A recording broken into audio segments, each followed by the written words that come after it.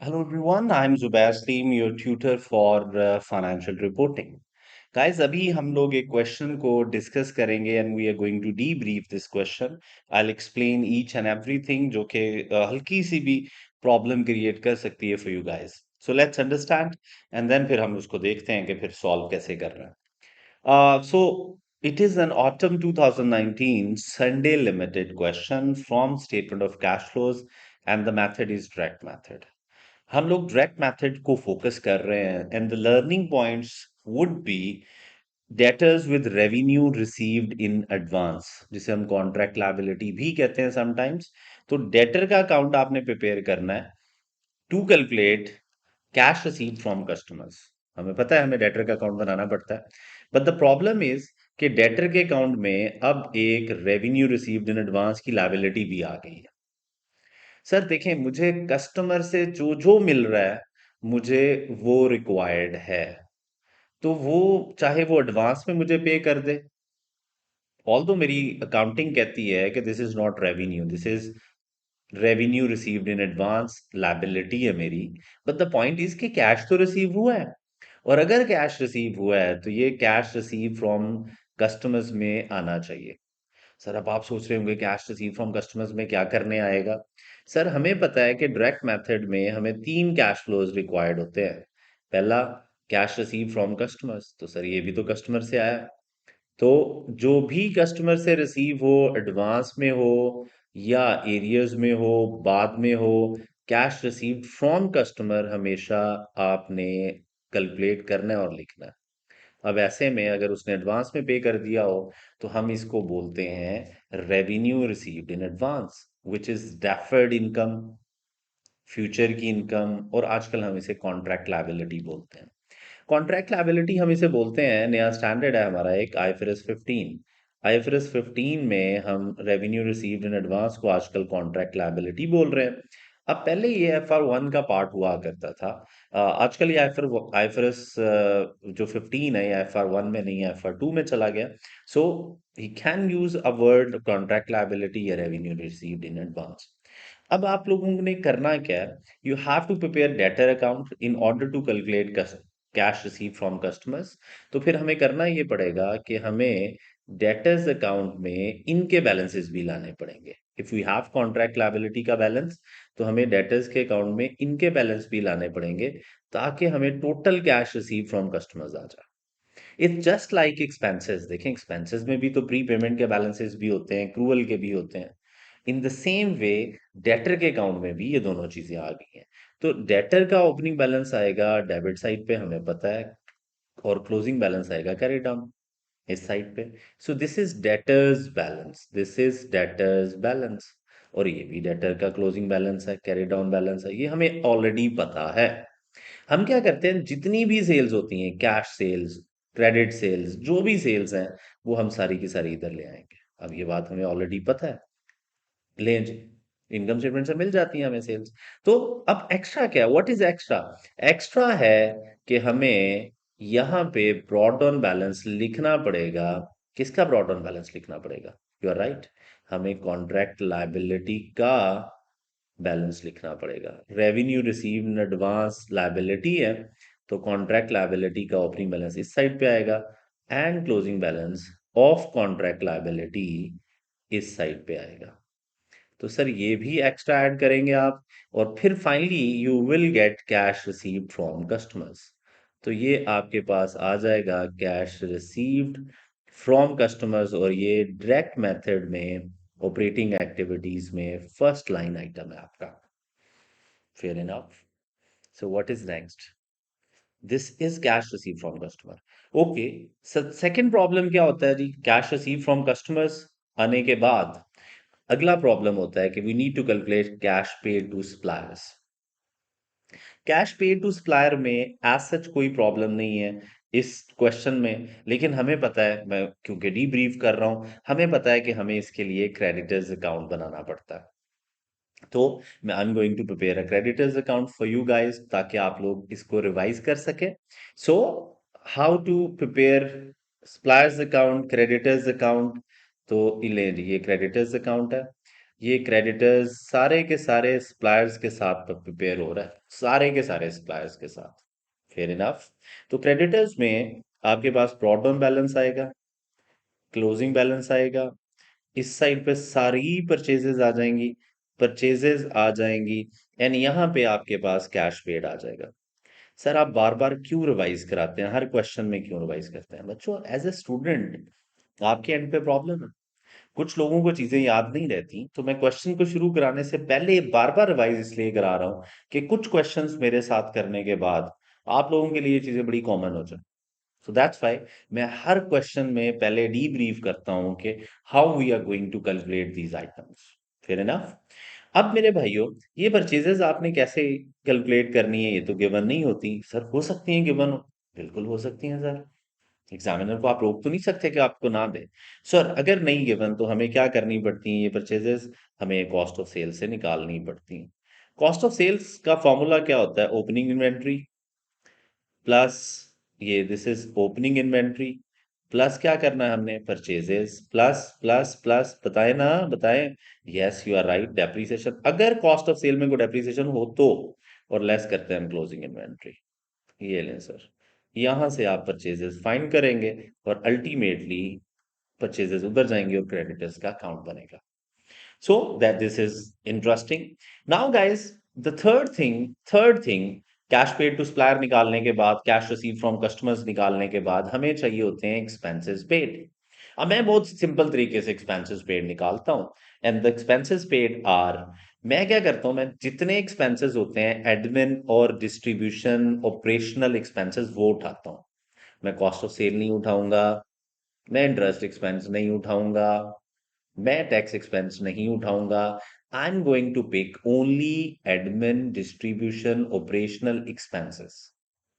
Okay, हाँ sir हमें पता है, बिल्कुल पता होना भी चाहिए आप लोगों को। तो हमें क्या करना होता है? एक्सपेंस का अकाउंट बनाना पड़ता है। So I am going to explain this now कि एक्सपेंस के अकाउंट में आप क्या करते हैं। नाउ एक्सपेंस के अकाउंट की एक्सप्लेनेशन है।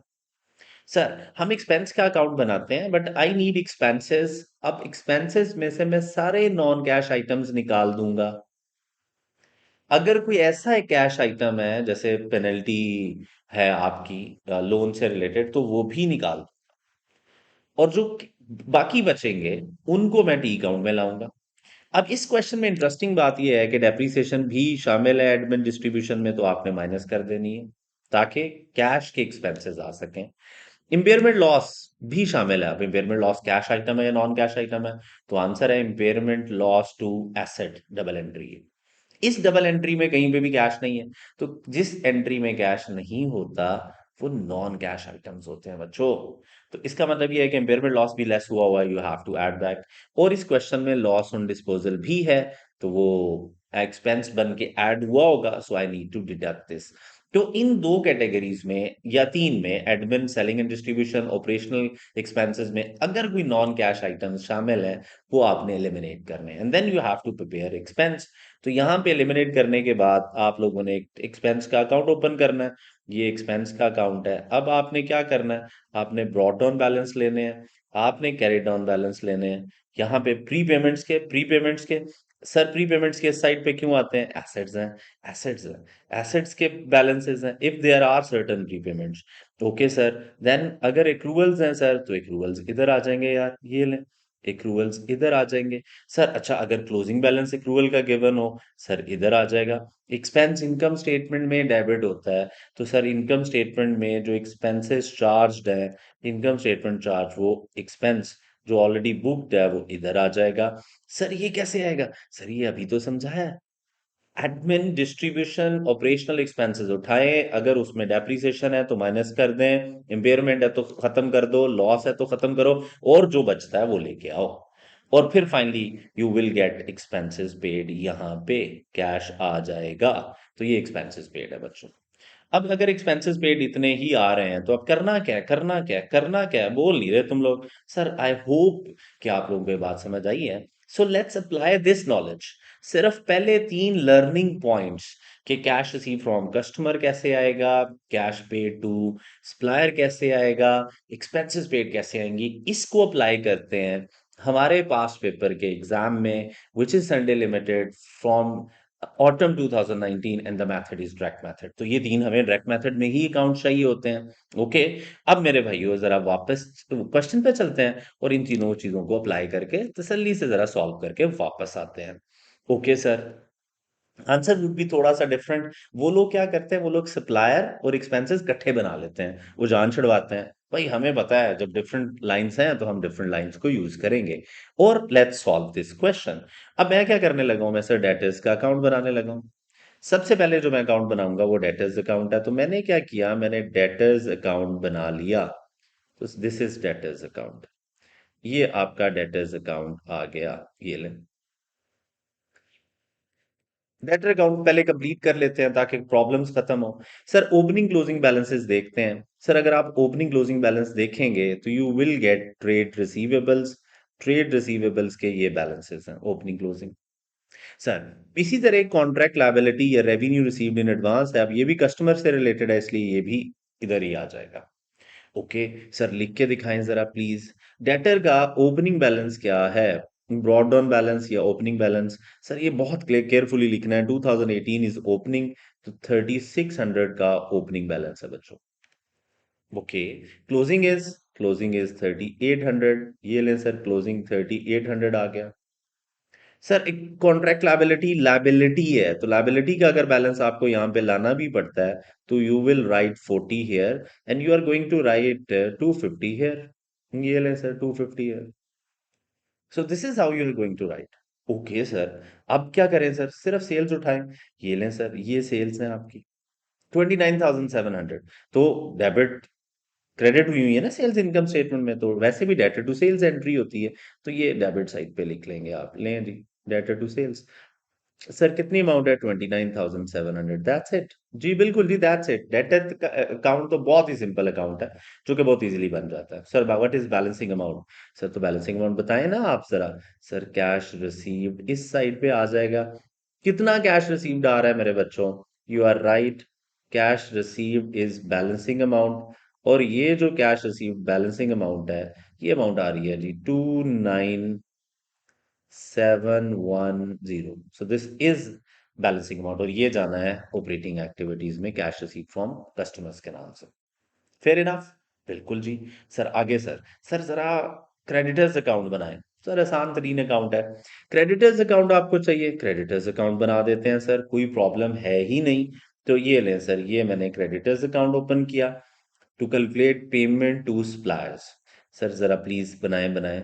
क्रेडिटर्स अकाउंट में आई नीड ओपनिंग बैलेंस इस साइड पे, आई नीड क्लोजिंग बैलेंस इस साइड पे। Opening balance sir, closing balance देखे ना जरा, किधर है किधर है? तो सर मैंने देखा, तो accrued liabilities is accruals. Interest payable, interest का अकाउंट बनेगा।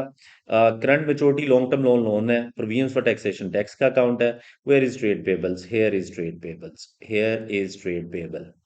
ये ट्रेड पेबल्स आ गए। So sir write the balances. Opening balance is 5390, तो मैं इस साइड पे लिखूंगा 5390। Okay, closing balance is 3422। ये लें सर 3422, ये क्लोजिंग बैलेंसेस आ गया। नाउ आपको पता है मुझे यहाँ पे परचेजेस चाहिए, परचेजेस टू पेएबल, इसलिए purchases to payable, payable credit होना है और परचेजेस आपको यहाँ पे चाहिए, सारी परचेजेस, ताकि total cash paid to suppliers आ जाए। सर परचेजेस तो नहीं निकल सकते sir, sir cost of sale given है sir. We have cost of sale, we have opening and closing inventory. हमारे पास कॉस्ट ऑफ सेल भी है और ओपनिंग और क्लोजिंग इन्वेंट्री भी है। तो सर मुझे क्या करना चाहिए सर? सर बताएं ना sir. Sir stock in trade को यूटिलाइज करके आपको परचेजेस निकाल लेनी चाहिए। बिल्कुल ठीक कह रहे हैं आप सर, ऐसा ही करना चाहिए। सर तो कॉस्ट ऑफ सेल क्या आएगी सर? कॉस्ट ऑफ सेल का फॉर्मूला होता है ओपनिंग इन्वेंट्री, अगर कोई है तो yes we have opening inventory, plus purchases, yes we have purchases, बिल्कुल जी परचेजेस है हमारे पास। माइनस क्या करना होता है हम लोगों ने, प्लीज बताएं जरा। Yes you are right, plus depreciation, अगर डेप्रीसिएशन आए तो सर जरूरी नहीं होती, डेप्रीसिएशन किसी भी हेड में चार्ज हो सकती है, वो डिपेंड करता है question to question. If there is any depreciation तो कॉस्ट ऑफ सेल में, अगर क्वेश्चन बिल्कुल साइलेंट है फिर भी कॉस्ट ऑफ सेल में, फिर यू एज्यूम के डेप्रीसिएशन इधर है। Okay sir, sir closing inventory sir, closing inventory sir. अब मेरे भाइयों क्लोजिंग इन्वेंट्री का करना क्या है सर? ये लें सर क्लोजिंग इन्वेंट्री। अब सर ओपनिंग इन्वेंट्री लिखते हैं, लिख लें सर। Opening inventory is 4500। तो सर 4500 की ये आ गई, ये लें सर। परचेजेस एक्स्ट्रा लेते हैं, ये हमें वो चीज़ है जो हमें रिक्वायर्ड है। डेप्रिसिएशन मुझे अभी पता नहीं, क्लोजिंग स्टॉक मुझे पता है विच इज 4800, ये लें sir. Sir cost of sale कितनी आ रही है? 15,750, ये लें सर, ये कॉस्ट ऑफ सेल है सर। सर ये क्या आ गई है जी? Cost of cell. तो ये 750, ये आ गई कॉस्ट ऑफ सेल। क्या हम यहाँ तक साथ हैं? बिल्कुल साथ हैं सर। सर जरा डेप्रिसिएशन के बारे में नोट पढ़ें सर, मजे की बात है डेप्रिसिएशन के बारे में। There is a note. पहली बात कर रहा है 70% of sales were made on credit. Sir जरूरत ही नहीं है क्रेडिट पे सेल्स हो, कैश पे हो। आई नीड टोटल सेल्स, तो मैंने टोटल सेल्स लिख ली थी। ये बात एम ही खाम खा कंफ्यूज करने के लिए दे रहा है, एम ही खाम खा, फजूल में, जरूरत ही नहीं थी। ओके सर, जरूरत नहीं थी, क्यों नहीं थी सर? क्योंकि आप टोटल सेल्स डेटर के अकाउंट में ले जाते हैं। ओके, आगे क्या कह रहा है? This is interesting, this is interesting. वो कह रहा है depreciation expense for the year amounted 750 million है। पर खुद बता रहा है ना डेप्रीसिएशन, तो कैलकुलेट नहीं करनी। हालांकि पिछला क्वेश्चन जो कैश फ्लोज का आपने सिंध रोबोटिक्स के नाम से देखा था, वहां पे डेप्रीसिएशन गिवन नहीं थी। सो मुझे डेप्रीसिएशन कैलकुलेट करनी पड़ी थी क्यूमुलेटेड डेप्रीसिएशन के अकाउंट से। तो ये इस तरह लिंक करके पढ़ना है कि कैलकुलेट भी करनी पड़ सकती है, गिवन भी हो सकती है। यहाँ पे गिवन है which was charged to, which was charged to, which was charged to distribution and admin expense। ओ भाई, डिस्ट्रीब्यूशन को चार्ज हुई, एडमिन को चार्ज हुई, एक रेशो में 3:1। इसका मतलब है 3 आउट ऑफ 4, यानी थर्ड 3 पोर्शंस इसके चार्ज हुए हैं डिस्ट्रीब्यूशन को, और 1 पोर्शन एडमिन को। वो सर कॉस्ट ऑफ सेल में तो नहीं ना आई। इसका मतलब ये है कि कॉस्ट ऑफ सेल में जो डेप्रिसिएशन है वो निल है। इसका मतलब है इसका कोई मसला नहीं है। सर ये तो कमाल हो गया सर, बिल्कुल कमाल हो गया। Sir cost of sale suppliers निकाल लेते हैं सर। अब मुझे बताएं क्या करना चाहिए। एक्स इज इक्वल टू, यानी परचेजेस आ जाएंगी आपकी, कितनी परचेजेस आ जाएंगी सर? बहुत इजी है। 15,750 is the cost of sale. Opening inventory side पे पॉजिटिव है, दूसरी साइड पे जाएं 4500 नेगेटिव कर दें। मैंने भी कर दिया, कैलकुलेटर यूज कर रहा हूं मैं, ये देखें। ओके, 4500 नेगेटिव कर दिया। ये जो 4800 नेगेटिव है ये पॉजिटिव हो जाएगी, तो 4800 पॉजिटिव होगी। जी सर 300 ऐड करना था, सही कह रहे हैं आप, मुझे भी पता है। बाकी आप शहजादे हैं। 16,050, ये लें सर, ये आ गया आपकी परचेजेस। सर क्या करना चाहिए परचेजेस का? पेबल के अकाउंट में लेके जाके बैलेंस कर लो, पेमेंट टू सप्लायर्स मिल जाएगी। सर करें करें सर, करें जरा। ओ सर आप फिर अब ऐसे करेंगे मेरे साथ। 16050 लें सर, ये परचेजेस। अब सर पेमेंट निकाल लें sir, this is payment to suppliers. तो ये मैं अभी बना के भी दिखाऊंगा आप लोगों को। तो पेमेंट टू सप्लायर्स आ गई। सर पेमेंट टू सप्लायर्स कितनी है, कितनी है प्लीज बताएं सर। सर अकाउंट बैलेंस करना पड़ेगा sir. 16050 plus 5390, credit side total होगी -3422। तो सर ये बैलेंस आ गया sir. So payment to supplier is 18,010, ये पेमेंट टू सप्लायर्स। सर किधर जानी है सर? ऑब्वियसली ऑपरेटिंग एक्टिविटीज में जानी है। तो ऑपरेटिंग एक्टिविटीज के लिए मुझे पेमेंट टू सप्लायर्स भी पता चल गई, और मुझे क्या पता चल रहा है प्लीज देखें जरा, कैश रिसीव्ड फ्रॉम कस्टमर्स भी पता चल गए। तो ये दो मेथड मेरे पास आ गई हैं। अब रह गए expenses paid. Sir expenses paid देख लेते हैं सर। सर एक्सपेंसेस पेड के लिए एक्सपेंसेस का अकाउंट बनाना पड़ता है, बिल्कुल अकाउंट बनाना पड़ता है। You guys are right. तो बनाए अकाउंट सर, बना लेते हैं। लेकिन सर अक्रूवल भी हो सकते हैं, प्री पेमेंट्स भी हो सकते हैं, बिल्कुल होंगे सर। सर देखते हैं जरा इसमें क्या कहानी है सर। सर ये लें सर, सर ये एक्सपेंस का अकाउंट बना लिया हम लोगों ने। एक्रूवल प्री पेमेंट्स देखें सर। सर एक्रूवल्स देखें, ये देखें एक्रूड लायबिलिटीज गिवन है, ये देखें एक्रूड लायबिलिटीज गिवन है।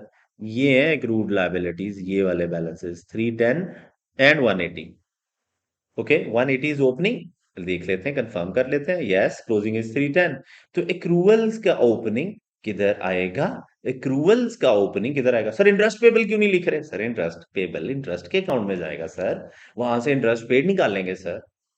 सर आगे उसके लोन है, तो लोन सर लोन के अकाउंट में जाएगा। हम एक्सपेंसेस से रिलेटेड बातें कर रहे हैं, admin selling distribution, that's it, operational बस। ओके जी। अच्छा टैक्स सर, टैक्स के अकाउंट में जाएगा सर। ओके सर, फिर लिखें एक्रूवल्स अगर आप यही कह रहे हैं। तो ब्रॉड डाउन बैलेंसेस 180, 180 इधर आ गया। एक्रूवल है ना, इसलिए क्रेडिट साइड पे है। क्लोजिंग बैलेंसेस अपोजिट साइड पे आते हैं। वो सर कितने हैं सर? सर ये हैं 310, तो ये 310 आ गए sir. So 180, 310। I hope everyone is doing good. हाँ, okay. Sir prepayment check कर ले, प्री पेमेंट, और प्री पेमेंट भी गिवन है, ये देखे ना जरा, 268 और 184। 268 का ओपनिंग है, ये तसल्ली से देखना होता है ओपनिंग ओपनिंग है या क्लोजिंग है। अक्सर लोग तो यहीं पे गलती कर लेते हैं। ओके, ब्रॉट ऑन मैंने दोबारा चेक किया था, 2018 का ही है 268। क्लोजिंग 184 है, तो ये मेरे बच्चों क्लोजिंग 184 आ गए। अब यहाँ पे प्रॉब्लम ये नहीं होती सर, ये तो बहुत इजी बात होती है, ये तो हम ऐसे ही लिख लेते हैं 184। सर हमें मसला आ रहा है एक्सपेंसेस यहाँ पे कितने आने हैं। सर क्वेश्चन में से समझते हैं। सर क्वेश्चन पे आगे हमने देखा सेलिंग एंड डिस्ट्रीब्यूशन उठाना है, सिर्फ ऑपरेशनल उठाना है। Cost of sale, no no no no. Distribution cost, yes yes yes yes. Admin, yes yes yes yes. Other income, no no no no. Interest tax वो अपने अपने अकाउंट्स में जाएंगी। तो I need just these two expenses. ये बड़े मोहब्बत से, प्यार से मैंने सजा के लाने लगा हूं। ये बात क्लियर है? बिल्कुल उसी तरह जिस तरह डोली सजाई जाती है पुराने जमानों में, आजकल गाड़ियां। तो डिस्ट्रीब्यूशन एंड एडमिन, ये दोनों के दोनों एक्सपेंसेस हैं। आपने सिर्फ ये उठाने हैं, और इसमें से अगर कोई नॉन कैश है निकाल दो। अगर कोई कैश आइटम है अदर एक्टिविटी का, पेनल्टी शेनल्टी लोन की, वो भी निकाल दो। तो यहाँ पे क्या क्या है देख लेते हैं सर। तो मैं सर इन दो एक्सपेंसेस को इकट्ठा करने लगा हूँ। मैं वर्किंग यहीं पे बनाऊंगा ताकि कोई टेंशन ना हो। सर टोटल एक्सपेंसेस जो आ रहे हैं वो आ रहे हैं 6185 प्लस प्लस प्लस 2302। तो ये मेरे भाइयों 2302 और 6185 बिल्कुल ठीक है सर। सर मेरे जो एक्सपेंसेस, टोटल एक्सपेंसेस बन रहे हैं, वो बन रहे हैं 8487। ये ले सर, ये कहानी है सर। यार समझ आ रही है, इसका मतलब है तुम लोग ओके। सर एक्सपेंसेस सारे उठा लिए, क्या करना है? नॉन कैश आइटम निकाल दो। सर वो भाई आपको कह रहे हैं डेप्रिसिएशन एक्सपेंस ऑफ 750 चार्ज हुए हैं, 3 पोर्शन डिस्ट्रीब्यूशन में और 1 पोर्शन एडमिन में। सर फर्क ही नहीं पड़ता, आपने तो दोनों इकट्ठे कर लिए हैं। इसका मतलब है ये सारी डेप्रिसिएशन इधर है, तो जो इधर है वही इधर से लेस करानी है। जो अगर कॉस्ट ऑफ सेल वाली भी होती तो वो उधर जाती, यानी वो इधर आती। जी सर ये तो समझ आ रही है हमें। ओ गुड। तो इसका मतलब है डेप्रीसिएशन इधर से क्या करा दें, minus. What is the value of depreciation, खुद ही बताइए उसने, हम तो कुछ नहीं कर रहे। 750 है। Okay sir, okay. आगे सर, सर आगे भी देख लेते हैं सर। आगे कह रहा है डिस्ट्रीब्यूशन कॉस्ट इंक्लूड्स, खुद कह रहा है distribution cost includes 40 million in respect of loss on disposal of equipment. तो सर लॉस क्या कर रहा है इधर? निकाल दो। लॉस ऑन डिस्पोजल है ही नहीं कैश आइटम। तो ये सर लॉस ऑन डिस्पोजल कितना था? 40, ये भी निकाल देंगे। Okay sir. आगे क्या कह रहा है? The return on value at the time of disposal was 152। ये क्यों कह रहा है? सर वो कह रहा है डिस्पोजल की एंट्री बना लें, जो डिस्पोजल की एंट्री से कैश निकलेगा वो इन्वेस्टिंग में जाएगा। सर बना लें सर, इसके साथ ही बना लें, ताकि दोबारा टेंशन ना हो। सर डबल एंट्री होती है, debit cash. Sir disposal account भी बना सकते हैं, बनाएं सर आप डिस्पोजल अकाउंट, कोई मसला नहीं है। हम तो एक डबल एंट्री के थ्रू ही कर लेते हैं सारा कुछ। सर क्रेडिट क्या करना चाहिए? एसेट की कैरिंग वैल्यू सर, ये लें सर। एसेट की book value, carrying value sir. Sir balancing amount sir, balancing amount loss या प्रॉफिट होता है, यहाँ पे खुद ही कह रहा है लॉस है, तो कहानी खत्म। यहाँ पे बैलेंसिंग कुछ और आना है। सो कैश फ्लो स्टेटमेंट में इन एंट्री से बैलेंसिंग वो क्या निकलवाता है? कैश। टी काउंट से क्या बैलेंसिंग निकलवाता है? कैश। टी काउंट्स वही है जो बचपन से पढ़ते आ रहे हैं, बट कैश फ्लो में वो कहता है सिर्फ मुझे कैश निकाल के दो। ठीक है सर। Okay sir. आगे क्या करें सर? सर अब देख लेते हैं सर। सर मुझे पता है लॉस था 40 का, तो ये 40 का लॉस मैंने इधर लिख दिया, ये लें। 40 का लॉस, ये थोड़ा सा ऊपर कर लेते हैं सर, ये लें। Okay sir. आगे क्या है सर? 40 के लॉस के बाद बच्चों, आगे क्या था? डिस्पोजल के टाइम पे return on value, carrying value 152 थी, ये ले। सर बैलेंसिंग अमाउंट कैश है। एसेट को बेचा कितने में? तो सर बैलेंसिंग अमाउंट 40 और 152 का फर्क, 152 माइनस माइनस 40। तो सर ये 1112 के लिए ये बैलेंसिंग अमाउंट आया। सर ये किधर चला जाएगा? इन्वेस्टिंग एक्टिविटीज में। लेकिन मेरा मसला भी ये नहीं है, मेरा मसला ये है कि लॉस इस एक्सपेंस में शामिल है, निकालो निकालो। निकाल दिया। Okay sir fine. आगे सर, आगे impairment loss on vehicles amounted 24 million, इसकी डबल एंट्री थी इंपेयरमेंट लॉस टू एसेट। तो जब आप एसेट का अकाउंट बनाएंगे तो याद रखना क्रेडिट साइड पे लेके जाना है।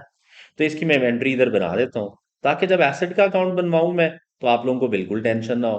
तो impairment loss to asset, asset का नाम क्या है? प्लांट एंड इक्विपमेंट है। तो इक्विपमेंट पे ही आया, व्हीकल्स पे आया। तो व्हीकल्स, लेकिन हम तो इकट्ठा अकाउंट बना लेते होते हैं, तो इसलिए कोई टेंशन नहीं होगी, बस उधर ही जाना है। इम्पेयरमेंट लॉसेस 24 एंड 24, ये इम्पेयरमेंट लॉस भी इधर शामिल है बच्चों। तो मुझे इम्पेयरमेंट लॉस इधर से लेस कराना पड़ेगा। तो इम्पेयरमेंट लॉस कितना है जी? 24 इधर आ जाएगा। लॉस ऑन डिस्पोजल लेस कराया, डेप्रिसिएशन लेस कराया। सर आगे देखें, लोन इंस्टॉलमेंट की बात कर रहा है, अदर इनकम्स की बात कर रहा है, during the year right issue हुआ है, इसका मतलब एक्सपेंसेस हुआ, डन विद एक्सपेंसेस। तो मुझे ये एक्सपेंसेस मिल गए। ये एक्सपेंसेस मैंने इधर लाने हैं, जो इनकम स्टेटमेंट में चार्ज हुए हुए हैं, ये लाने होते हैं आपने to in indirect, sorry, in indirect method. Sir लाएं सर, सर प्लीज बताएं सर, कितना आ रहा है सर? सर अभी बता देते हैं, आप इतने उतावले हुए हुए हैं। तो 8487 माइनस करें 750, कर लिया। 750 माइनस कर लिया ना। 40 भी माइनस कर दो। लॉस ऑन डिस्पोजल भी माइनस, डेप्रिसिएशन भी माइनस, सारे नॉन कैश माइनस करके कैश वाला लाओ उधर, ताकि कैश ही निकले। ओके सर, 40 माइनस और 24 भी माइनस। सर इम्पेयरमेंट लॉस भी माइनस करें सर, कर दिया सर। सर ये आया 767673। क्या आया? 7673। तो बच्चों क्या करें, लिख दें इधर 7673, ये लें सर। मुझे बताएं क्या बैलेंसिंग अमाउंट है? सर ये आ गए एक्सपेंसेस पे, पेमेंट फॉर एक्सपेंसेस आ गई सर, ये लें सर। और ये तीन चीजें चाहिए होती हैं आपको, payment for expenses, that's it and that's it. Okay sir, account balance करते हैं। 7673 प्लस 184 प्लस 180, ये लें। क्रेडिट साइड सारी टोटल होगी, ये मेरे पास आंसर आ गया 8035। अब डेबिट साइड इसमें से माइनस कर दें, 268 माइनस करें और 310 माइनस करें। सर आपको मिलेगा 7459। सर ये बैलेंसिंग अमाउंट है, और यही तो चाहिए थी। अब मैं आपको ऑपरेटिंग एक्टिविटीज को बना के दिखाता हूँ। फिर इंटरेस्ट टैक्स तो इंतहाई आसान अकाउंट्स हैं, वो तो बच्चों वाले अकाउंट्स हैं, वो भी बना के देख लेंगे। लेकिन सो लेट्स अंडरस्टैंड गाइस। अब एक्सपेंसेस पेड आ गए, अब मैंने ऑपरेटिंग एक्टिविटीज आपको दिखाना है। तो लेट्स अंडरस्टैंड जी कि operating activities under direct methods आप कैसे बनाते हैं। ओके, बिल्कुल ओके जी। सर ऑपरेटिंग एक्टिविटीज की आप बड़े प्यार से हेडिंग देंगे, cash flows from operating activities, तो ये वाली हेडिंग आप देंगे। और उसके बाद क्या करेंगे आप? तो ये आप लोगों को पता है, cash flows from operating activities. थोड़ा सा इसको थोड़ा बेहतर करते हैं, ये ले sir. Okay sir, cash received from customers, cash received from customers, cash received from customers. तो सर ये लें सर, कैश रिसीव हो गया फ्रॉम कस्टमर्स। सर कितना कैश रिसीव हुआ है? 29710 ये लें सर, ये आ गया सर। मिलियंस में बात हो रही है सर, मिलियंस में। Cash receive from customer, sir ये वर्किंग का रेफरेंस दे देंगे सर। अच्छा, cash paid to suppliers, cash paid to suppliers कितना आया सर? सर अभी तो कैलकुलेट किया था सर, सर अभी तो कैलकुलेट किया था। तो sir cash paid to suppliers आ गया है, ये 18010, ये लें सर, ये कैश पेड टू सप्लायर्स आ गया। Sir expenses paid sir, sir ये लें, पेमेंट फॉर एक्सपेंसेस भी आ गया सर। ये लें सर, पेमेंट फॉर एक्सपेंसेस, ये भी आ गया। कितना आ रहा है जी पेमेंट फॉर एक्सपेंसेस? सर ये पेमेंट फॉर एक्सपेंसेस 7459 आ रहा है सर, 7459। ये लें सर, ये आ गया cash flows from operating activities. Yes you are right, cash flows from operating activities इतना आ गया। उन लोगों ने क्या किया हुआ है, उन लोगों ने इन दोनों को इकट्ठा कैलकुलेट किया हुआ है। यानी अगर आप आंसर देखेंगे, तो उन्होंने इन दोनों को इकट्ठा किया, कैलकुलेट किया हुआ है। वो कैसे कैलकुलेट करते हैं, जरूरत ही नहीं है जी, भी पता नहीं क्या लगे रहते हैं। लेकिन ऑब्वियसली लॉजिक है, ऑब्वियसली पता है हमें, लेकिन इजी काम है। ये करें आप, ले सर, ये मेरे भाइयों, ये आपका टोटल वैल्यूज आ रही हैं। अब ये उन लोगों ने लिखा 24,477। अगर आप इन दोनों को ऐड करेंगे, तो यही अमाउंट आ जाएगी आप लोगों की। जरा देख लेता हूं, मैं कंफर्म कर लेता हूं क्या ये वाकई आ रही है। देख लेते हैं सर। तो सर ये अमाउंट आ रही है 18010, और इसमें प्लस करेंगे 7459, तो सर ये अमाउंट आ रही है 25469। तो ये जी अमाउंट आ रही है। 10 रुपए का कोई फर्क आ रहा है, प्लीज ये कैलकुलेशंस में खुद ही से देख लीजिएगा। मैंने एक अकाउंट बनाया हुआ था, ये देखें सर, ये यहाँ पे अमाउंट आ रही है जी एक्सपेंसेस पेड की, तो ये ठीक आ रही है। सप्लायर्स की अमाउंट जो है वो, ये मैंने सप्लायर की जो कैलकुलेट करके देखी थी, पहले कैलकुलेशन तसल्ली से की थी, वो 18018 थी। तो मैंने सप्लायर की यहाँ पे जो लिख दी थी, वो लिख दी थी 10। तो ये देखें, ये इस तरह की छोटी सी गलती हो जाती होती है। तो ये 8 आ रहा है सर, ये 8 है। अब जब आप यहाँ पे 8 लिखेंगे, तो ये वही अमाउंट आएगी। उन्होंने दोनों दोनों को कंबाइन करके लिखा हुआ है, मैं अलग-अलग लिखता हूँ, लेकिन ये ज़रा ईज़ी गेम है, इसमें समझ आती है कि हर क्वेश्चन में यही करना पड़ेगा। So this is cash flows from operating activities. कितने आ रहे हैं जी? कैश फ्लोज़ फ्रॉम ऑपरेशंस आ रहे हैं भाइयों 4233, ये आ रहे हैं। अब आपको पता है इसमें से इंटरेस्ट पेड लेस कराना है और इसमें से टैक्स पेड माइनस कराना है। तो ये अकाउंट क्योंकि बहुत ईज़ी होते हैं, तो इससे पहले कि मैं आपको फर्दर प्रॉब्लम्स पे लेके जाऊं, फर्दर इश्यूज को क्या थे, फर्दर लर्निंग क्या थी, तो हम इंटरेस्ट और टैक्स पेड का जल्दी से अकाउंट बना लेते हैं। ओके, तो मैं अकाउंट बनाने लगा हूं जी, इंटरेस्ट का और टैक्स का, ताकि ज़रा ये दो चीज़ों से भी जान छूट जाए। तो सर यहाँ पे कहीं पे बना लेते हैं हम लोग अकाउंट। सर टैक्स का ओपनिंग बैलेंस ये देखें सर, टैक्स का ओपनिंग 230 है, क्लोजिंग 440 है। तो अगर मैं एक छोटा सा अकाउंट बना लूं यहाँ पे ऐसे, तो टैक्स का अकाउंट ये लें सर, ओपनिंग बैलेंस इज 230, तो ये आपका ओपनिंग बैलेंस आ गया 230। बीडी भी लिख सकते हैं, ओबी भी लिख सकते हैं, लेकिन बीडी लिखा करें आप 230। और क्लोजिंग बैलेंस कितना है जी? Carried on is 440। ये टैक्स एक्सपेंस इनकम स्टेटमेंट में जो चार्ज हुआ हुआ है वो है 1150। तो 1150 इधर आ गया यार एक्सपेंस इनकम स्टेटमेंट से, यहां से आ जाएगा टैक्स पेड। तो ये आ गया जी टैक्स पेड। तो सर ये टैक्स पेड देख लें कितना आ रहा है sir, paid, tax paid calculate कर ले सर। बिल्कुल ठीक सर, ये 940 आ रहा है, शाबाश। 940 टैक्स पेड है, ले सर ये टैक्स पेड आ गया। इसी तरह का अकाउंट इंटरेस्ट का अकाउंट होता है सर, वो भी बना लेते हैं। बना लें, बनाए सर। इंटरेस्ट पेबल का ओपनिंग बैलेंस कितना है? Where is accrued interest payable? ये यहाँ पे इंटरेस्ट पेबल का अकाउंट बना लेते हैं हम लोग। ओपनिंग बैलेंस सर इंटरेस्ट का ये आ रहा है, कितना है जी इंटरेस्ट एक्सपेंस का ओपनिंग? ओपनिंग बैलेंस आ रहा है 110, ये 110 आ गया। What is closing balance guys? Closing is 135, closing is 135, closing 135 आ गया। ओके सर, इंटरेस्ट एक्सपेंस जो पीएनएल में चार्ज हुआ है वो कितना है? सर वो है 1210। तो ये इनकम स्टेटमेंट में 1210 आ गया। तो सर अब मुझे बताएं कितना पेड है, बता दें पेड कितना है। सो 1210 लिख दिया आप लोगों ने, 110 लिख लिया, 135 माइनस करेंगे तो यू विल गेट 1185। लें सर, ये था ऑपरेटिंग एक्टिविटीज की, इतनी सी स्टोरी थी सर। सर कितना इजी है, इतना इजी भी हो सकता है। जी सर इतना इजी है सर, टैक्स पेड और इंटरेस्ट पेड उठाएं और इनको लिखें। लिख देते हैं सर ऑपरेटिंग एक्टिविटीज में, यस ऑपरेटिंग एक्टिविटीज में लिख देते हैं। मैंने लिखना चाहा यहाँ पे, तो मैं लिखने लगा हूं यहाँ पे। ओके सर, कितना इंटरेस्ट पेड था? 1185, 1185, ये लें सर, ये इंटरेस्ट पेड था, इंटरेस्ट इतना पे हुआ है। ओके सर, आगे टैक्स कितना पे हुआ है? 940 सर, ये लें सर 940। साथ में वर्किंग के रेफरेंस दे दें कि वर्किंग नंबर्स क्या आपके। सो this is operating activities in Sunday traders limited from autumn 2019 under track method. Okay, okay sir. Sir और कुछ बताएं, और कुछ बताते हैं सर। अब जरा लेके जाते हैं आपको लर्निंग पॉइंट्स के ऊपर। सर अभी तक मैंने, अगर आप गौर करो तो मैंने कहा कि इसमें से आपने क्या उठाना है इस क्वेश्चन में से। सर डेटर्स को पैसे कस्टमर से कितने आए वो कैसे कैलकुलेट करने हैं, कैश पे टू सप्लायर, एक्सपेंसेस पेड कैसे निकालने हैं, उसमें वो दो तीन चीजें थी, वो कैसे एडजस्ट करनी है, हम ये सीख चुके हैं। Now we need to learn investment income. Investment property, sorry, investment properties are asset, हमने आईएस 40 पढ़ा हुआ है इस पे। उसमें कि एक रेंटल इनकम की एक जर्नल एंट्री भी चाहिए मुझे। ये थोड़ी सी कंफ्यूजन होती है बच्चों के एंड पे, तो मैं चाह रहा हूं कि इसको मैं थोड़ा क्लियर कर दूं। बाकी अकाउंट इन्वेस्टमेंट प्रॉपर्टीज है non current asset, non current asset वाला ये अकाउंट है।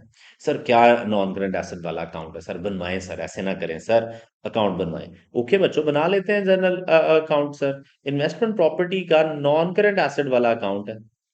अगर investment property under fair value model पड़ी हुई है, सर दो मॉडल होते हैं, cost model, fair value model, cost model, fair value model, cost model, fair value model. Okay sir, cost model में डेप्रिसिएशन होती है, उसमें क्यूमुलेटिव डिडक्शन का अकाउंट भी होगा। लेकिन सर फेयर वैल्यू मॉडल में नहीं होता। फेयर वैल्यू में कोई डेप्रिसिएशन नहीं होती। फेयर वैल्यू मॉडल में बस फेयर वैल्यू बढ़ गई तो गेन, फेयर वैल्यू कम होगी तो लॉस, और गेन लॉस पीएनएल में, पीएनएल में दैट्स इट। ओके सर, तो क्या करूं क्या अकाउंट बनाऊं?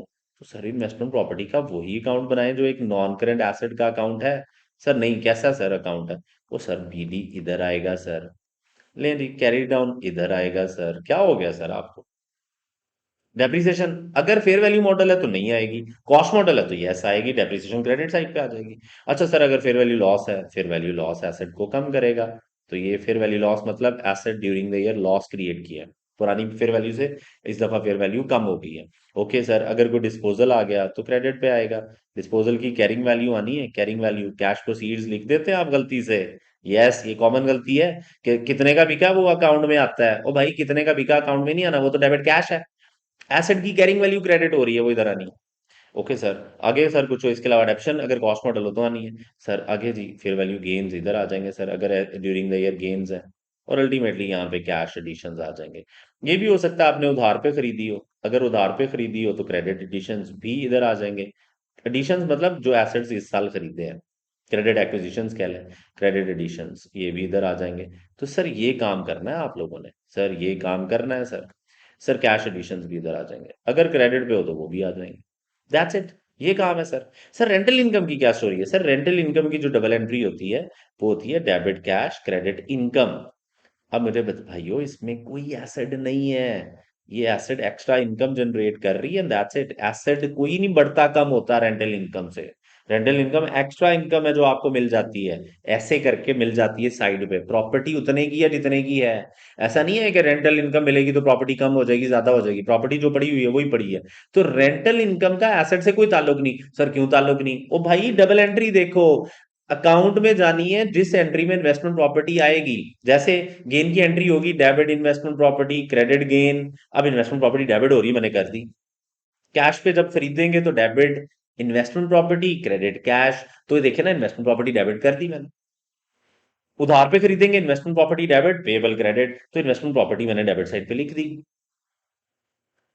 डिस्पोजल की entry debit cash credit asset की कैरिंग वैल्यू, तो लिख दिया डिस्पोजल क्रेडिट साइड पे। लॉस की entry loss to asset credit side पे लिखा। और सर जिस एंट्री में एसेट होगा वही इधर आनी है, रेंटल इनकम का क्या ताल्लुक है इससे? ओके सर, फाइन सर, ठीक है, समझ आ गई है सर। ओके सर, आप अकाउंट बना लेते हैं, इन्वेस्टमेंट प्रॉपर्टी का अकाउंट बना के जल्दी से इन्वेस्टमेंट कैश एडिशंस निकाल लेते हैं कि इस दफा कितने खरीदे हैं आप। क्या ख्याल है? और जो भी रेंटल इनकम आपको रिसीव हुई है, रिसीव हुई है, रिसीव हुई है, जो भी रेंटल इनकम रिसीव हुई है वो आपने इन्वेस्टिंग एक्टिविटीज में ले जानी है। नॉन करेंट एसेट की वजह से अगर आपको कोई कैश का इनफ्लो आउटफ्लो होता है तो इन्वेस्टिंग एक्टिविटीज में चला जाएगा। बिल्कुल ठीक सर, चला जाएगा सर। सर अकाउंट बनवाए सर। सर अकाउंट बना दें सर, वेट नहीं हो रहा सर हमसे।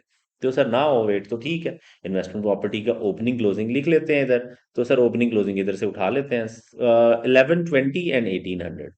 तो सर मैं इधर लिख बना लेता हूँ अकाउंट, क्योंकि इधर मुझे अदर इन्फॉर्मेशन भी मिल जाएगी। ओके सर, इन्वेस्टमेंट प्रॉपर्टी, ये लें sir, investment property. Investment property का ओपनिंग बैलेंस कितना था जो मुझे याद आ रहा है, दैट वाज एग्जैक्टली 1120। तो ब्रॉड डाउन बैलेंस था 1120, ये लें सर, 1120 है बिल्कुल सर। क्लोजिंग बैलेंस कितना था? 1800 सर। एडजस्टमेंट्स क्या है सर ड्यूरिंग द ईयर, अभी पता चल जाती हैं। कौन कहाँ से पता चलेंगी सर? सर अभी देख लेते हैं सर, ये देखें सर। सर अदर इनकम में क्या क्या है? अदर इनकम में वो कह रहा है, इनकम स्टेटमेंट में जो अदर इनकम पड़ी है वो कह रहा है increase in fair value of investment property amounted to rupees 220। Sir 220 से इंक्रीज आ गया प्रॉपर्टी में, तो सर प्रॉपर्टी में अगर 220 का इंक्रीज आ गया तो मुझे क्या करना चाहिए? Fair value gain debit side पे लिख देना चाहिए। ये लें fair value gain debit side पे, कितनी अमाउंट है? 220, debit asset credit gain. Okay sir, आगे sir, rent receive from investment property amounted to 184। Sir ये रेंटल रिसीव्ड है, रिसीव हुआ है, तो ये इन्वेस्टिंग एक्टिविटीज में चला जाएगा, अकाउंट से इसका कोई ताल्लुक नहीं। Cash to rental income entry. Okay sir, 184 investing में लेके जाना है, बिल्कुल लेके जाना है, लेके जाना है, यस लेके जाना है भाई, लेके जाना है। ओके सर, इसके अलावा कोई डबल एंट्री इन्वेस्टमेंट प्रॉपर्टी को लेके सर कोई इन्फॉर्मेशन नहीं, इन्फॉर्मेशन सारी खत्म। Sir that's it, yes that's it. Okay sir, यहाँ पे कैश एडिशंस बताएं जरा, बताएं बताएं कैश एडिशंस कितने हैं? तो सर देख लेते हैं कैश एडिशंस कितने हैं सर। Sir yes you are right, cash additions हैं हमारे पास 460। तो यहाँ पे कैश एडिशंस हैं, इतनी इन्वेस्टमेंट प्रॉपर्टी आपने खरीदी है, इन्वेस्टिंग एक्टिविटीज में ले जाएंगे। और मुझे ये भी पता चल गया कि रेंटल इनकम इस पे आ रही है, वो भी इन्वेस्टिंग एक्टिविटीज में चली जाएगी। ओके, 416 नेगेटिव और 184 पॉजिटिव, वो पैसा आ रहा है, ये पैसा जा रहा है। ये आपने इन्वेस्टमेंट प्रॉपर्टीज फर्दर खरीदी है। सर ठीक है, ये तो इजी था सर, बिल्कुल इजी था सर, अगर आप लोगों को समझ आ गई है तो। आगे सर आगे क्या इश्यूज थे सर? सर आगे कोई इशू नहीं है सर, इन्वेस्टिंग एक्टिविटीज में ये दो चीजें लिख लें जरा प्यार से, ताकि टेंशन थोड़ी थोड़ी थोड़ी सी कम हो जाए। तो मैं यहाँ पे इन्वेस्टिंग एक्टिविटीज बना लेता हूँ, ये लें सर। यहाँ पे मैंने इन्वेस्टिंग एक्टिविटीज जब बनाने का सोचा, क्या क्या सोचा? Investing activities, yes you are right, ये right right right. Investing activities तो अभी तक मेरे पास जो आई है, payment for investment, payment for purchase of investment आ गई है sir, yes you are right. तो payment for investment property, for purchase of investment property, for acquisition of investment property, IP मतलब इन्वेस्टमेंट प्रॉपर्टी आप पूरा लिखेंगे। ले जी, ये 460 आ गया मेरे बच्चों, ये आ गया जी। आगे क्या करना है हम लोगों ने? Yes you are right. अब हम लोगों ने क्या करना है, रेंटल रिसीव्ड जो इनकम है, रेंटल इनकम, इन्हीं इन्वेस्टमेंट प्रॉपर्टीज को आपने रेंट पे दिया होता है ना। इन्वेस्टमेंट प्रॉपर्टी की डेफिनेशन थी property acquired for rental purpose to others या फॉर कैपिटल एप्रिसिएशन। तो रेंटल इनकम वाज 184, तो रेंटल इनकम 184 थी, तो ये रेंटल इनकम 184 आ गई। So that's it. Okay sir, property plant and equipment का अकाउंट बनेगा बिल्कुल वैसा बनेगा जैसे पहले आप बनाते होते थे बचपन में। ठीक, बिल्कुल ठीक सर। सर इसके अलावा सर इसके अलावा कोई बात है जो इम्पोर्टेंट है? सर कोई बात इम्पोर्टेंट नहीं है इसके अलावा। प्रॉपर्टी प्लांट एंड इक्विपमेंट का अकाउंट बनाएंगे, डेप्रिसिएशन क्रेडिट साइड पे लिखेंगे, और एक डिस्पोजल का था वो भी क्रेडिट साइड पे लिखेंगे, अकाउंट फाइनल हो जाएगा। सर प्लीज बना दें सर। अच्छा बना देते हैं सर जी। सर अगर इतने ही तुम लोग हुए हुए हो बड़े शोखे, तो फिर बना देते हैं, ले ली। तो ये आपका प्रॉपर्टी प्लांट एंड इक्विपमेंट का अकाउंट आ गया। Sir property plant and equipment का अकाउंट कैसे आएगा? 7 टू ओपनिंग बैलेंस आ रहा है सर, ये लें सर, 7240, ये लें सर। कैरिड ऑन बैलेंस कितना आ रहा है sir? You are right, carried on balance आ रहा है 8555, ये लें सर। ये आ गया 240, क्लोजिंग बैलेंस है 8555 जी। Okay sir. आगे सर कुछ एडजस्टमेंट्स हैं, बिल्कुल हैं सर। सर उसने ना कुछ डेप्रीसिएशंस दी हुई हैं, ये लें 750 डेप्रीसिएशन क्रेडिट साइड पे जाएगा। पीबीटी में ऐड करें, वो डायरेक्ट मेथड है, पीबीटी की तो स्टोरी नहीं है यहाँ पे। तो बस सिर्फ एसेट के अकाउंट में क्रेडिट साइड पे चला जाएगा। ये डिस्पोजल की एंट्री में एसेट क्रेडिट हुआ है, और ये इम्पेयरमेंट लॉस भी क्रेडिट हुआ है। तो 152, 24 और 750 सारे क्रेडिट साइड पे जा रहे हैं। एक डिस्पोजल है 152 का, 24 का आपके पास इम्पेयरमेंट लॉस है, और 750 की डेप्रीसिएशन है। 750, 24, 152। तो 152, जी सर, 24 एंड 750, ये लें सर। लें सर, अकाउंट बन गया, ये लें।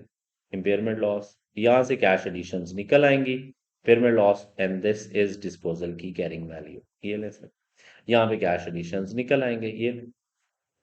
मुश्किल है? बिल्कुल भी नहीं सर। उधार पे को खरीदा हो, सर उधार पे खरीदा होता ना, तो यहाँ पे एक payable for non current asset आ रहा होता, वहां से ले लेते कि कितने खरीदे हैं और उधार कितना हुआ आप पे। सो दैट्स इट, बिल्कुल जी दैट्स इट। सर ये अमाउंट आ रही है 2240, तो 2241 आ रही है ये कैश की पेड की अमाउंट, तो ये भी इन्वेस्टिंग एक्टिविटीज में चली जाएगी। ओके सर, इन्वेस्टिंग एक्टिविटीज में लिख दें, बिल्कुल सर। सर और भी कुछ इन्वेस्टिंग एक्टिविटीज में लिखना है सर, ये 112 भी लिखना है, ये कैश ये भी तो है ना, एसेट को बेचने से जो आया। तो सर बिल्कुल ठीक है सर, ये ले सर। इन्वेस्टिंग एक्टिविटीज में आप लोगों ने 112 डिस्पोजल प्रोसीड्स लिखे हैं प्रॉपर्टी प्लांट एंड इक्विपमेंट के, और क्या लिखा है, और क्या लिखा है, जल्दी बताए ना यार, बताओ बताओ बताओ क्या है? Yes you are right, disposal proceeds, और जो अभी एसेट्स आपने बाई किए हैं वो 2241 के हैं। तो प्रॉपर्टी प्लांट एंड इक्विपमेंट की एक्विजिशन जो है, पेमेंट फॉर पीपीई एक्विजिशन, तो वो ये आ गई है सर, ये ले सर। सर ये कहानी थी sir, that's it sir, investing भी कंप्लीट। सर तो क्या सिखाना चाह रहे हैं आप, क्या रह गया ऐसा? सर कुछ भी नहीं सर, इशू ऑफ शेयर्स कैसे बनाते हैं, शेयर कैपिटल शेयर प्रीमियम का अकाउंट, और एक लोन की एडजस्टमेंट है जो मैंने सिखानी है। बेसिकली एक लोन की एडजस्टमेंट है जो मैं सिखाना चाह रहा हूँ, तो प्लीज जरा देखें कि लोन की क्या स्टोरी है। ओके, इधर से ही पहले थोड़ा समझ लेते हैं, फिर इधर वापस आते हैं। सर लॉन्ग टर्म लोन में ना शॉर्ट टर्म लॉन्ग टर्म भी है, और उसमें मिक्स हुआ हुआ इंटरेस्ट पेमेंट के साथ। तो लॉन्ग टर्म शॉर्ट टर्म में तो कोई प्रॉब्लम नहीं है सर। देखें, हमने कहा था लोन का ओपनिंग बैलेंस क्रेडिट साइड पे आता है, लॉन्ग टर्म हो वो भी क्रेडिट साइड पे आएगा, शॉर्ट टर्म हो वो भी क्रेडिट साइड पे आएगा, इसी तरह क्लोजिंग बैलेंस भी। तो बाकी तो कोई कहानी नहीं है। तो मिक्स्ड विद इंटरेस्ट पेमेंट क्या है, वो क्वेश्चन में हुआ हुआ है, क्वेश्चन से समझ आएगा। तो sir I am going to calculate loan की रीपेमेंट, तो लोन के बैलेंसेस चेक कर लेते हैं और लोन का अकाउंट बना लेते हैं। ओके सर, कर ले चेक सर, इनको जरा रेज कर दें ताकि सिर्फ लोन पे फोकस रहे हमारा। ये ले। ओके सर, सर बताएं सर प्लीज। लोन, लोन जी लोन, ये है जी एक लॉन्ग टर्म लोन, ये ले, ये लॉन्ग टर्म लोन। इसी का एक शॉर्ट टर्म पोर्शन भी है, जब थोड़ा थोड़ा करके पे हो रहा होता है ना, तो लोन आने वाले साल में पे होना है वो शॉर्ट टर्म है, जो एक साल के बाद पे होना है वो लॉन्ग टर्म है। तो वो थोड़ा थोड़ा हर जगह पड़ा होता है, लॉन्ग टर्म में भी शॉर्ट टर्म में भी। इसके अलावा लोन को लेके कोई पंगा है? कोई पंगा नहीं। इंटरेस्ट, इंटरेस्ट लोन के ऊपर होता है, वो अलहदा डील होता है, लोन अलहदा। सर अकाउंट बनाए सर। सर बना लेते हैं सर अकाउंट, आप कहते हैं तो बना लेते हैं, आप कहते हैं तो अकाउंट बना लेते हैं सर, कोई प्रॉब्लम नहीं है सर। तो सर बैलेंसेस क्या आ रहे हैं जरा ये देख लीजिएगा, 6523 आ रहा है, 6523।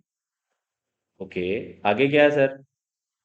उसके बाद, उसके बाद है 6025। तो ये 6523 भी है और 60254 भी है। तो अब मैं लोन का अकाउंट बनाने लगा हूँ, तो मुझे वैल्यूज चाहिए सामने। तो ये लॉन्ग टर्म लोन और शॉर्ट टर्म लोन की कहानी है। तो लेट्स अंडरस्टैंड जी कि अब करना क्या है। मैं अकाउंट बनाने लगा हूँ यहाँ पे, प्लीज जरा देखिएगा आप। लोन का अकाउंट बनने लगा है। ये लें जी लोन का अकाउंट, यहाँ पे जरा विजिबल रहेगा। ये लें सर लोन। अब क्या करें sir? Sir long term loan का ओपनिंग बैलेंस सर, तो ओपनिंग बैलेंस है, ब्रॉड डाउन बैलेंस इधर आ जाएगा सर। ये ले, कितना है सर? 6523। तो 6523 ये आ गया जी, 6523 आ गया, आ गया। क्लोजिंग बैलेंस कितना है जी? क्लोजिंग बैलेंस इस साइड पे आ जाएगा बच्चों, ये ले। पुराने क्वेश्चंस में सिर्फ और सिर्फ क्या हो रहा था, यही होता था बस, बढ़ रहा होता था तो हम कहते थे उधार ले लिया है, पॉजिटिव कर लो, कम हो रहा होता था तो हम कहते थे रीपे हो गया। उसने कहा पुत्र रुको जरा ठहरो। लॉन्ग टर्म में ये, शॉर्ट टर्म में 700 ओपनिंग है, ये इस साइड पे आ जाएगा, ये ले। और क्लोजिंग बैलेंस जो है वो 850 है, तो ये 850 इस साइड पे आ जाएगा। ये भी बैलेंसेस हैं आपके, closing balances long term short term दोनों है। इसी तरह गवर्नमेंट ग्रांट में भी दोनों अकाउंट्स आ सकते हैं, ओपनिंग क्लोजिंग, जब आप गवर्नमेंट ग्रांट कितनी रिसीव हुई है वो ढूंढ रहे होंगे, उस तरह के क्वेश्चंस भी आएंगे, ऑब्वियसली आएंगे यार। ओके सर, अब क्या करना चाहिए सर? सर अब क्या हुआ है सर, कहानी खत्म? बिल्कुल जी, अगर कोई लोन के बारे में लोन नोट नहीं है तो इस अकाउंट को बैलेंस करें। इस साइड पे आएगी तो इसका मतलब है ये अकाउंट डेबिट, कैश क्रेडिट, इसका मतलब आपने पे किया है। इस साइड पे आएगी तो आपने लोन रिसीव किया है, उधार, उधार और ले लिया। लेकिन यहाँ पे वो एडजस्टमेंट कह रहा है, एडजस्टमेंट देखिए जरा क्या कह रहा है, जरा गौर कीजिएगा। गौर करना है, गौर करना है। सर वो आपको पता क्या कह रहा है? वो आपको कह रहा है, इसको रेज करते हैं सर, वो आपको कह रहा है loan installment including interest of 1984 million was paid during the year.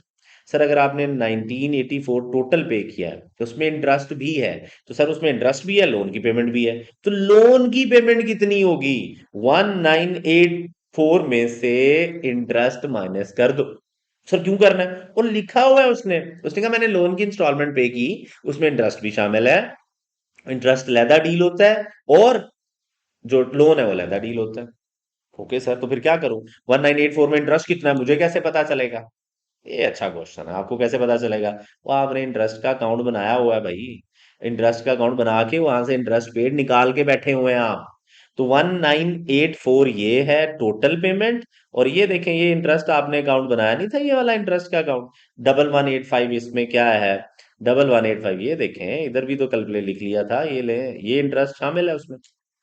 तो मुझे बताएं कि 1185 जब हम लोन में से, लोन की इंस्टॉलमेंट से माइनस करेंगे 885, तो लोन की पेमेंट कितनी बनेगी? 88 ले ये माइनस कर, इसका मतलब है जो बाकी है वो लोन रीपे हुआ है। कितना सर? सर ये 799 बनता है सर, 799 लोन रीपे हुआ है सर इस साल। तो डबल एंट्री क्या बनेगी? Debit loan credit cash. इसका मतलब है 799 इस अकाउंट में डेबिट साइड पे आ जाना चाहिए। लें जी, ये रीपेमेंट है सर, कितनी रीपेमेंट है बच्चों? 799 की रीपेमेंट। तो 799 की सर ये रीपेमेंट है सर। Okay, fair enough. अब ये रीपेमेंट किधर जानी है? फाइनेंसिंग एक्टिविटीज में, नेगेटिव। फाइनेंसिंग एक्टिविटीज में नेगेटिव। सर फाइनेंसिंग एक्टिविटीज में नेगेटिव। Okay sir fine. अब सर अकाउंट बैलेंस तो आ नहीं रहा सर, इधर आ जाएगा लोन रेज्ड। ये लें, आपने कोई और भी लोन रेज किया होगा।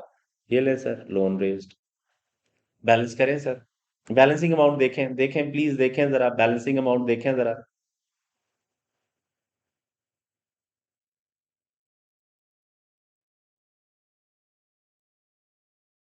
सर बिल्कुल ठीक है सर, 450 आ रहा है, बिल्कुल ठीक है, ये ले 450।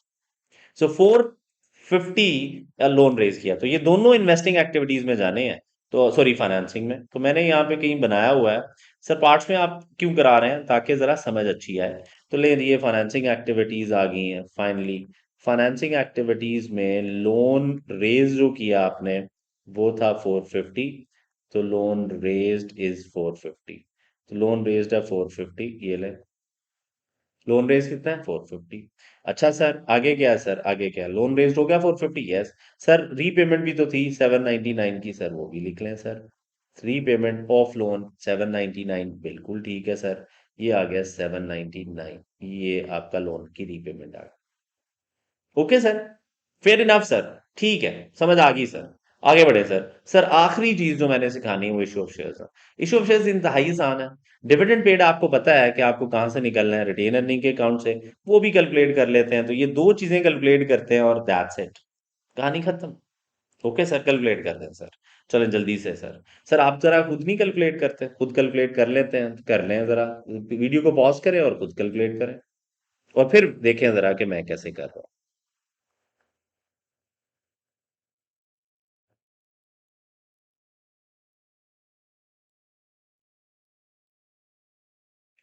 ओके बच्चों, शेयर कैपिटल के ओपनिंग बैलेंसेस आ रहे हैं, ये ओपनिंग आ गए और ये क्लोजिंग आ गए, ये लें। तो ये ओपनिंग इस साइड पे आ जाएंगे दोनों, और क्लोजिंग इस साइड पे आ जाएंगे। कोई बोनस इशू की बात नहीं हो रही ड्यूरिंग द ईयर। इसके अलावा कोई शेयर कैपिटल शेयर प्रीमियम में मूवमेंट नहीं, वो सिर्फ ये कह रहा है कि राइट इशू हुआ हुआ है, वो इधर से निकल आएगा। कितना पैसा आया वो इधर से निकल आएगा, दैट्स इट सर। सर बिल्कुल ठीक सर, 3450 ओपनिंग है, 3450 है, ये 9 नहीं है। 1240 ये आ गया। क्लोजिंग बैलेंस आ रहा है आपके पास 64650 एंड 1600। ले ली, यहाँ पे आ जाएंगे कितने पैसे इस दफा रेज किए आपने थ्रू इशू ऑफ शेयर्स। तो ये 1560 आ रहे हैं सर, 1560। ये ले ली, ये कैश रिसीव हुआ आपको। कहाँ जाना है, फाइनेंसिंग में। सर रिटेन अर्निंग का अकाउंट सर। रिटेन अर्निंग का account, interesting interesting interesting. Sir retain earning का नेगेटिव बैलेंस है 2018 में। सर देखें, नॉर्मल बैलेंस होता है रिटेन अर्निंग का क्रेडिट बैलेंस। ये नेगेटिव है, नेगेटिव है, नेगेटिव है। तो क्या होना चाहिए, क्या होना चाहिए, उल्टा हो गया। तो सर ये ब्रॉड डाउन बैलेंस है सर। सर हमने पढ़ा था रिटेन अर्निंग नेगेटिव भी हो सकती है, शुरू शुरू में लॉसेस आ रहे होते हैं। ओके सर, कितनी अमाउंट है सर, 655। ये ले सर 655 इस साइड पे आ गया। Sir closing balance retain earning का पॉजिटिव है, देखें जरा 1652। तो क्लोजिंग बैलेंस भी इस साइड पे आ गया। सर ऐसा हो सकता है ओपनिंग क्लोजिंग एक साइड पे आ जाए, जी सर अब आप बड़े हो गए हैं तो हो सकता है, अभी नहीं हुआ, रिटेन अर्निंग में देख लें। ओके सर ठीक है। कितना आ रहा है जी, 1652। तो लें जी 1652, ये पॉजिटिव था तो इसलिए क्रेडिट बैलेंस अपोजिट साइड पे लिखा जाता है। ओपनिंग लेवल आपके पास जो था वो डेबिट बैलेंस था, तो नेगेटिव था, तो ये आ गया। सर प्रॉफिट आफ्टर टैक्स इधर आता है, सर प्रॉफिट आफ्टर टैक्स इधर आता है जी। इसके अलावा तो इसमें कोई चेंज ही नहीं है रिटेन अर्निंग में। तो प्रॉफिट आफ्टर टैक्स आ जाओ जी, प्रॉफिट आफ्टर टैक्स ये अमाउंट है जी 3507। तो 3507 आप इधर लिख देंगे, किधर गया किधर गया किधर गया, 3507 इधर आ जाएगा सर। ये लें सर, 3507 इधर आ गया। अब मुझे बताएं बच्चों, डिविडेंड पेड कितना है। तो सर डिविडेंड पेड आ गया, यस यू आर राइट, इधर आएगा डिविडेंड पेड। और ये डिविडेंड पेड है 1200, ये भी फाइनेंसिंग में चला जाएगा। सर ये था क्वेश्चन सर। ये दोनों उठाएं, फाइनेंसिंग में लिखें, और क्वेश्चन हो गया फाइनल। आंसर आप देख सकते हैं, आंसर बाकी सारे मिलते जुलते हैं। इस क्वेश्चन को हमने समराइज करके तसल्ली से सेपरेटली सेपरेटली सीखा, ताकि हमें आइडिया हो जाए कि एक्चुअली हो क्या रहा था। तो मैं ये यहाँ पे लिख देता हूँ, ताकि सिर्फ आपने कैश या कैश इक्विवेलेंट इकट्ठा करना हो। तो 1200 सर डिविडेंड पेड था आप लोगों का, और इशू ऑफ शेयर से जो कैश रेज हुआ था दैट वाज 1560। ये ले सर, ये कहानी है सर। अब ओपनिंग क्लोजिंग लिखने वाला रह गया है, वो आप लोग इतने काबिल हो ही चुके हैं अब तक क्या वो लिख लेंगे? Dividend paid and issue of shares से जो कैश आया, इशू ऑफ शेयर्स से कैश रिसीव हुआ है, ये लें sir. That's it sir. Thank you so much guys. Stay blessed, keep working hard, और अल्लाह बेहतर करेगा। Wish you best luck. Stay blessed. Allah Hafiz.